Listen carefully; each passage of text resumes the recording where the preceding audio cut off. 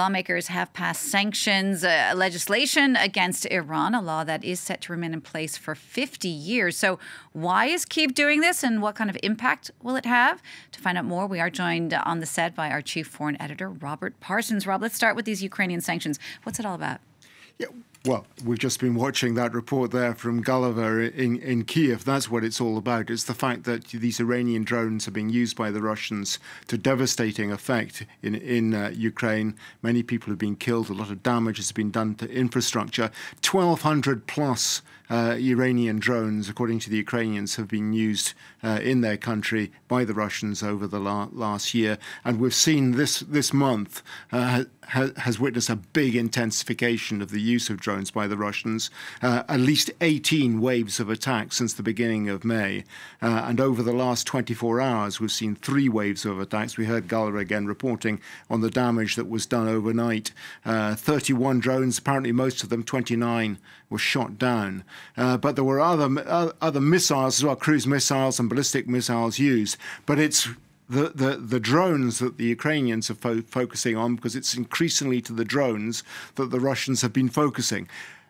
President Zelensky made an appeal to the Iranians last week when he said, what is the benefit to Iran of such cynical killing by Russian hands but with your weapons, your Shaheds? I mean, only that the people of Iran are being driven deeper into the dark side of history. To which the Iranians said that Zelensky was putting on a political show and that his claims were empty.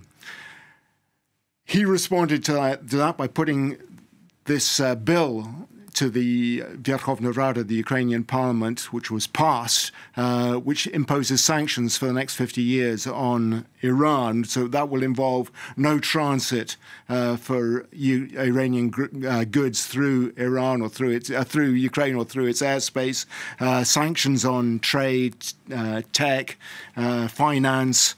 The ban on Ukrainian investment on Iran, and the ban of the transfer of military and dual-purpose goods, civilian or military, to Iran as well.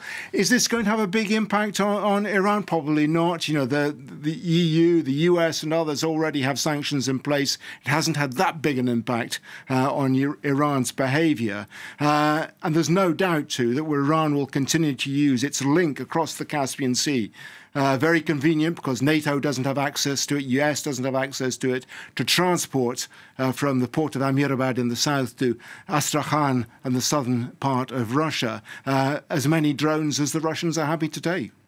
Now, of course, this is all happening as Russia's stepping up its drone attacks on Ukraine. They're heavier, they're coming more frequently. What's behind this shift in tactics? Well, partly is that they're cheap. You know, the Russians have spent an enormous amount of money to little gain by attacking Ukraine with ballistic missiles and cruise missiles. Some of these missiles cost over €1 million apiece. You know, so it's a lot of money, and as we've seen over the last few months, the attempt to completely destroy Ukrainian infrastructure, or to destroy it to such an extent that the population would stop supporting their country's resistance to Russia, has failed dismally.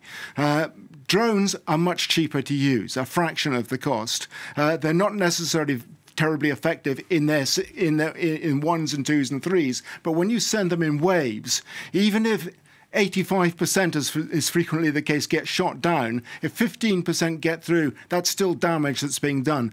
I think the Russians, too, are thinking of the psychological impact that these constant waves of attacks are having on the Ukrainians, but they're also thinking, too, about what it takes on the Ukrainian side to prevent those drones getting through. In other words, Ukraine has to use its air defense to shoot down those drones. That means using up their own missile supply. And with a counteroffensive coming up soon, in which air defense will be critical for the Ukrainians, that's a big consideration. All right, Rob, thanks for that. France 24's Rob Parsons.